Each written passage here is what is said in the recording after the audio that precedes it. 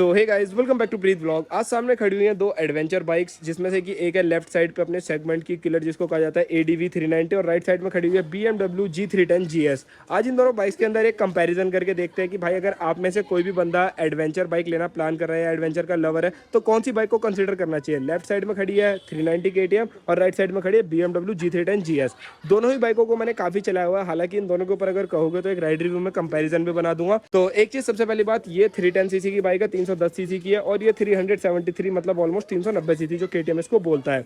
अब अगर हम कंपैरिजन की बात करते हैं ओवरऑल, सबसे पहले लुक्स की ही मैं बात कर लेता हूं। तो अगर लुक वाइज बात करी जाए तो दोनों ही बाइकों के अंदर बहुत सारी एक्सेसरीज लगी हुई हैं, जैसे कि यहाँ पे बड़ी सी विंड स्क्रीन लगी हुई है, यहाँ पे आपकी लाइट के लिए भी यहाँ पे जाली या फिर कह सकते हो कवर है दोगे तो भाई ये सिंपल सटल सा डिजाइन है। ऊपर की तरफ इसमें बहुत बड़ी विंड स्क्रीन लगी हुई है। तो बहुत सारी चीजें ऐसी हैं कि मतलब अगर इन दोनों बाइकों को स्टॉक दोगे तो अलग लुक आएगी और अगर ऐसे दोगे तो बहुत अलग लुक आएगी। बट अगर कोई एक पिक करनी है तो आप लोग कमेंट करके बताओ आपको ये ADV 390 ज़्यादा अच्छी नज़र आ रही है या फिर BMW G310 GS नज़र आ रही है। अगर मैं एक अपनी पर्सनल चॉइस बताऊं तो कौन सी बाइक देखने में ज़्यादा अच्छी लग रही है। ओवरऑल अगर देखो बात करी जाए तो ये थोड़ी सी चौड़ी ज़्यादा है, यहाँ से थोड़ी चौड़ी ज़्यादा फील हो रही है वीडियो के अंदर। इसको देखोगे थोड़ी सी पतली और स्लीक सी लग रही है।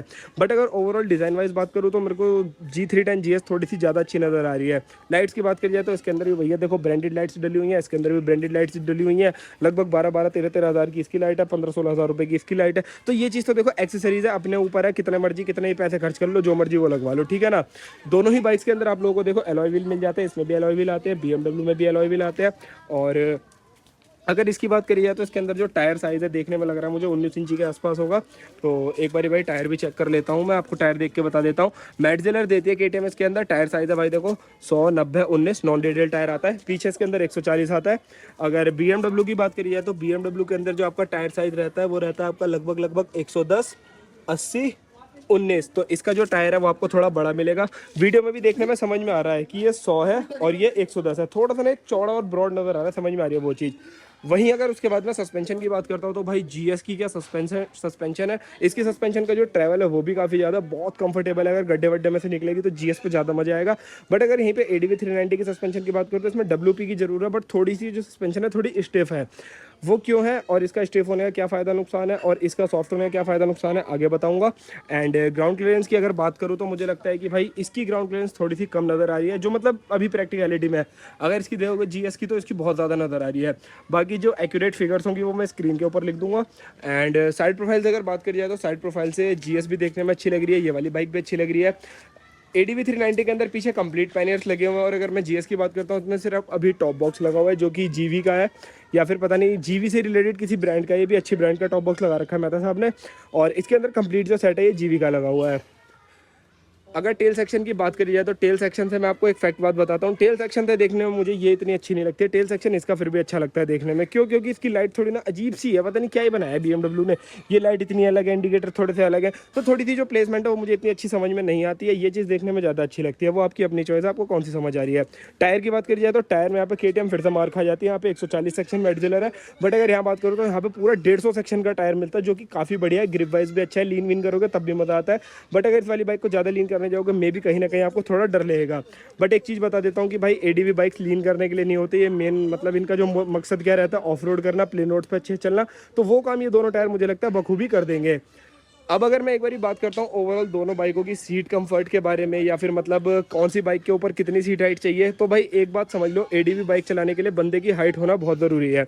छोटी हाइट वाले बंदे ADV थोड़ा अवॉइड करें, वही ज़्यादा अच्छा है, क्योंकि इनकी सीट हाइट भी ऊँची होती है और इनके अगर किधर की किसी साइड झुक भी जाए ना तो संभालने में प्रॉब्लम होती है। इसकी अगर मैं सीट कुशनिंग की बात करता हूँ, सीट हाइट की बात करता हूँ, तो मुझे लगता है G310 GS जो है वो थोड़ी सी नीची है इसके मुकाबले, ऐसा देखने में लगता है। बट मुझे नहीं लगता ज़्यादा फर्क होगा, मे भी शायद दोनों की सिमिलर सी होगी। बाकी जो भी चीज़ होगी इसकी जो सीट हाइट होगी वो मैं स्क्रीन पर लिख दूंगा या फिर एक बार थोड़ा सा बैठ के दिखा देता हूँ। कौन बैठ के दिखाएगा आप दोनों में से बताओ? कोई भी बैठ जाते हैं। आप बैठो। कितनी हाइट है यश भाई? यश भाई कितनी हाइट है? 5, 10, 5, 9। समझ तेरी कितनी है भाई? 5, 10, 5, 11। चलो तो ठीक है, दोनों एक एक बारी भाई एक एक बाइक पे बैठ के दिखा दो। मैं थोड़ा सा हेलमेट पकड़ लेता हूँ, देखते हैं भाई किसके कितने पैर आते हैं और कितना कंफर्ट रहता है। क्या फीडबैक है? ये बहुत सॉफ्ट है। हाँ सस्पेंशन सॉफ्ट है।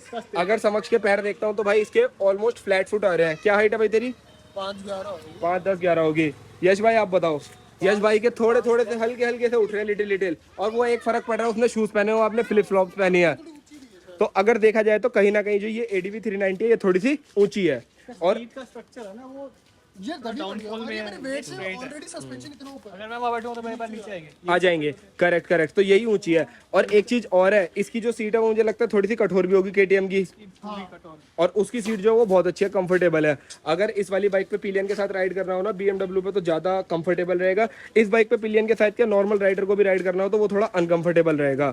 तो एक बार यश भाई इस पे बैठेंगे। यश भाई क्या अपडेट है? सेम वही डिफरेंस है। फ्लैट फुट आ रहे हैं, देखो भाई स्वैप करवा दिए। हाँ फ्लैट फुट है यश भाई। का डिफरेंस है। और देखो इसके समक्ष के पैर उठ गए। तो मतलब ये कुल मिला के बात ये वाली बाइक जो है ऊंची है। ADV 390 चलाने के लिए थोड़ी सी हाइट ज्यादा चाहिए। ठीक है, ओके।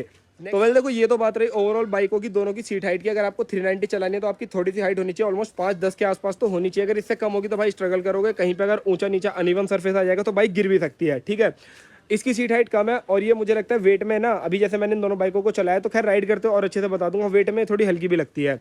नेक्स्ट चीज़ की बात करते हैं भाई पावर परफॉर्मेंस। इस बाइक के अंदर इंजन बड़ा है तो 43.5 या 3 bhp के आसपास इसमें पावर मिलती है। उसके अंदर जो पावर मिलती है शायद से 33 bhp के आसपास उसके अंदर पावर मिलती है।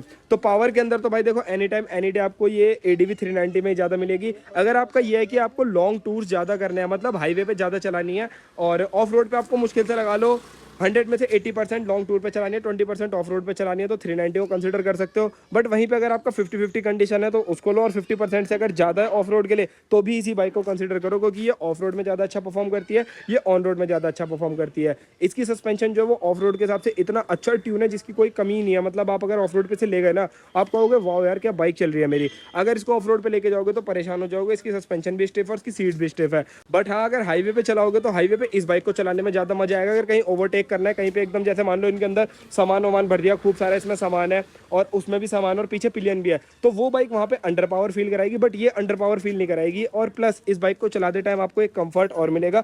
इसके अंदर क्विक शिफ्टर मिलता है, अप शिफ्ट और डाउन शिफ्ट दोनों है, तो इसके अंदर भाई ये चीज़ नहीं है। फीचर्स की अगर बात करता हूँ तो फीचर्स के मामले में BMW बहुत पीछे है KTM से। और प्राइस की बात करिए तो प्राइस में BMW कहीं ना कहीं KTM से आगे ही होगी। है एक्सपेंसिव तो है यार ये बाइक, देखो जो एक चीज़ है। और उसके बाद एक चीज़ और बताता हूँ, KTM के पार्ट्स को कहा जाता है ना एक्सपेंसिव है। आप कभी इस बाइक की एक्सेसरीज खरीद के देखो, सर्विस करा के देखो, बहुत महंगी सर्विस होती है इसकी। और सर्विस भी अगर आप इसकी कराओगे तो उसके आपको 6-7 हज़ार रुपये पे करने पड़ेंगे। बट एटलीस्ट KTM लोगे तो इसके अंदर आपको 3 सर्विस तो फ्री मिल ही जाती है, इसमें लेबर चार्ज नहीं देना।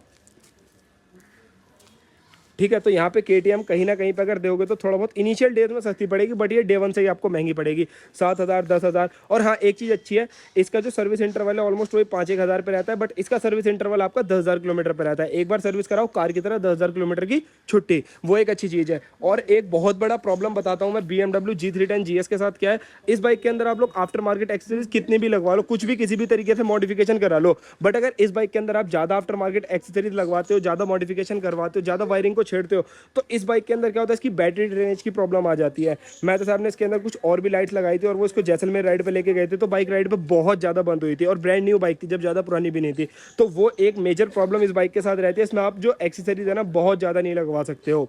एंड अगर मैं बात करता हूँ एक लास्ट चीज़, आपको मीटर दिखा देता हूँ दोनों ही बाइकों का।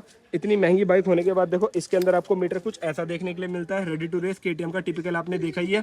इसके अंदर आप लोगों को क्विक शिफ्टर वगैरह मिल जाता है, ब्लूटूथ भी मिलता है, सारी अपडेट्स भी बताती है। और साथ में इसमें ना आप अपना जो ABS है पीछे का बंद कर सकते हो, मतलब कि सुपर मोटो ABS इसके अंदर मिलता है, पीछे का ABS बंद करो, ऑफ रोड पर मजे कर सकते हो। ये फीचर इस बाइक में भी एक ज़माने तक आया करता था। इधर एक ABS का डेडिकेटेड बटन देती थी BMW, बट उन्होंने इसके अंदर से रिमूव कर दिया, पता नहीं क्यों। अब इसके दोनों ABS ऑन रहते हैं। अगर ऑफ रोड पे ABS बंद करना है तो यहाँ से इसके अंदर से जो वो रहते हैं ना फ्यूज, उनको निकालने पड़ेंगे। बट अगर फीचर्स की बात करिए जाए तो फीचर्स के मामले में ये बहुत आगे। और प्लस इसके अंदर आप लोगों को ये भी मिलता है 12 वोल्ट का एक चार्जिंग सॉकेट। इसके अंदर ऐसा कुछ नहीं मिलता, इसके अंदर जो भी करना है अलग से करवाओ। और इसका जो मीटर है वो भी बहुत थर्ड क्लास है, इतना छोटा सा मीटर है जिसके अंदर कुछ भी नहीं मिलता है, मतलब कुछ भी क्या, कुछ भी नहीं है। मतलब मीटर इतना 2 उंगली में खत्म हो जाता है और इसका मीटर देखो कितना ही बड़ा है। एंड एक चीज़ और मैं बता देता हूँ, इस बाइक की जो लाइट्स है ना, अगर स्टॉक लाइट्स की बात करता हूँ दोनों ही बाइकों की, इसकी स्टॉक लाइट बहुत बेकार है। इसकी स्टॉक लाइट में बिल्कुल दम नहीं है, ऐसा लगता है लाइट नहीं सिर्फ DRL है। बट अगर यहीं पे इसकी स्टॉक लाइट की बात करी जाए तो इसकी लाइट में फिर भी काफ़ी दम है इसके कंपैरिजन में। बट हालांकि अगर आप देखो, अगर एडवेंचर बाइक ले रहे हो और टूरिंग वगैरह करते हो तो ऑक्सिलरी लाइट्स तो इनके अंदर लगानी ही पड़ती है। अब देखो KTM के साथ एक मेजर ड्रॉबैक क्या है, इसका स्टैंड देख रहे हो आप कैसे थोड़ा सा टेढ़ा होने लगा है। स्टैंड की बिल्ड क्वालिटी KTM पता नहीं क्यों नहीं अच्छी देती है, तो वो एक इसके साथ प्रॉब्लम। बट अगर इसका स्टैंड देखा जाए तो इसका स्टैंड ठीक है। तो भाई देखो इसका सिस्टम रहता है कि प्रॉपर आप कह सकते हो उसका जो स्टैंड की क्वालिटी है वो थोड़ी सी अच्छी है। एंड एक चीज़ और है, अगर आपको KTM की आफ्टर मार्केट सर्विसिंग करानी है तो इजीली हो सकती है। BMW में कई जगहों पे आफ्टर मार्केट सर्विस कराना है, BMW में सर्विस कराना थोड़ा सा मतलब ऐसा रहता है, सर्विस सेंटर इतने ज़्यादा नहीं मिलते हैं। तो ओवरऑल देख लो भाई, कुछ एक ऐसा ही डिटेल्ड कंपैरिजन था दोनों ही बाइकों के बीच में। अगर कुछ रह गया हो तो आप लोग कॉमेंट करके पूछ सकते हो, और राइड रिव्यू कंपैरिजन बनाएंगे भाई कल। आज तो बारिश ने बहुत दुखी कर रखा है, सुबह से बारिश के चक्कर में मेरा शूट भी इतना डिले हो गया था। तो इस वीडियो में इतना, मिलता है नेक्स्ट वीडियो में। Till then bye bye, take care, signing off, प्रीत।